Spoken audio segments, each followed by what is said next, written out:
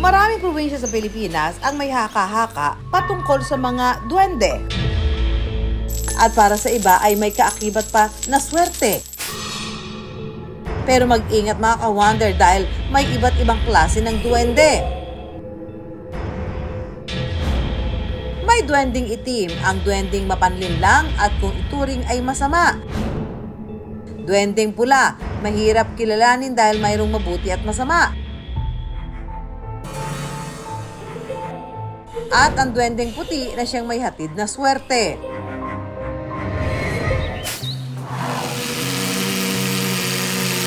Ang aluminum shop na ito sa Quezon hindi raw nauubusan ng kliyente. Dagsaraw ang proyekto at patuloy pang nadadagdagan ang kanilang produkto. Ito po yung mga ginagawa namin ng mga cabinet. Gumagawa din po kami ng mga sliding windows and doors. 2013 nang itayo ni Jen ang aluminum shop. Dating OFW ang kanyang asawa sa Dubai kung saan nagtrabaho ito sa pabrika ng aluminum. Pero ayon kay Jen, bago ang aluminum shop, marami na rin daw silang pinasok na negosyo. Pero ang masaklap, ni isa rito walang pumatok. Dahilan rin para sila'y panghinaang magnegosyo. Nung una, pagdating ng asawa ko galing sa Dubai, naggawa kami ng mga video okay. Hindi siya ganun kabili. Kasi pagkagawa mo lang, tapos na. Yun namang business namin, nagtayo kami ng parlor. Nakadepende yun sa mga mag-aayos mo, nakadepende yun. So, hindi rin yun. Pero, nang sinimulan nila ang aluminum shop, tila nagbago raw ang ihip ng hangin. Dumagsa ang proyekto, lumaki ang kita, at umunlad ang kanilang negosyo. Sa katunayan, nakapagpundar na ng bahay ang mag-asawa. Pati na ng mga sasakyan at lupa. At ang pinakamahalaga, napagtapos nila ng pag-aaral ang mga anak. Ang pinaniniwalaan nilang sekreto ng paglago ng negosyo, ang kanilang pwesto na di umano'y pinamamahayan ng duwendeng puti. Ayon sa mga kwentong bayan at mitolohiyang Pilipino, ang duwendeng puti may dalang swerte. Dahil kumikilala ito sa Diyos at mahilig itong mag-alay sa taong nagugustuhan at mabuti sa kanila. Ito po yung area na sinabi ko kanina na pinaniniwalaan namin na nagdadala din ang swerte sa negosyo. Kapag po dito po kami gumagawa at nawawala na po kami ng gamit, ibig sabihin hihinto na po kami. Ito siya po. Nilagyan ko po siya ng bato kasi yung mga tauhan po minsan basta na lang naglalagay dito ng mga kung ano-ano. Once po na natabunan to, parang humihina yung income namin.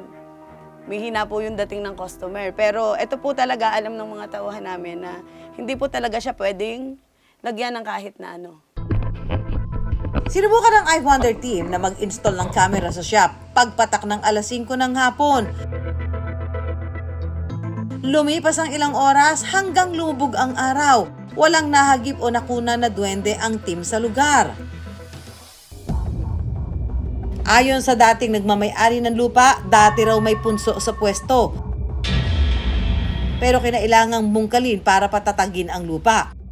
Bukod sa duwendeng puti, tila ba hinahabol si Jen ng swerte.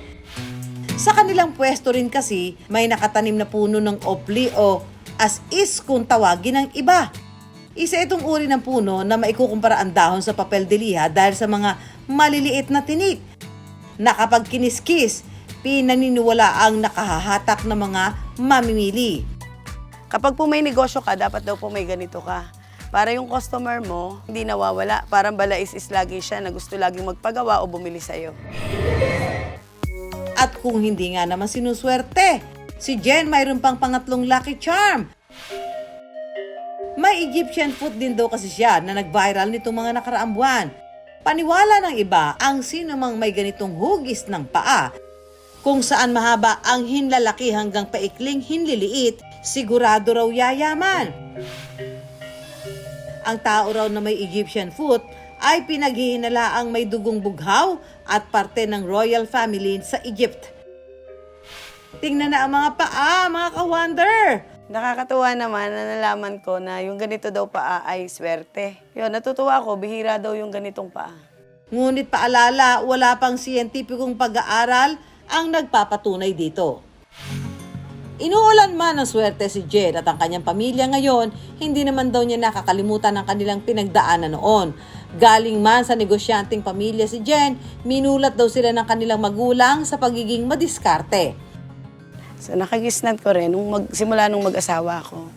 Kapag wala kang pangsaing, wala kang pambayad ng kuryente, titiisin ka niya, hindi ka niya tutulungan. Kasi nga, ang katwiran niya bilang negosyante, kailangan alam mo kung paano paikutin yung buhay mo.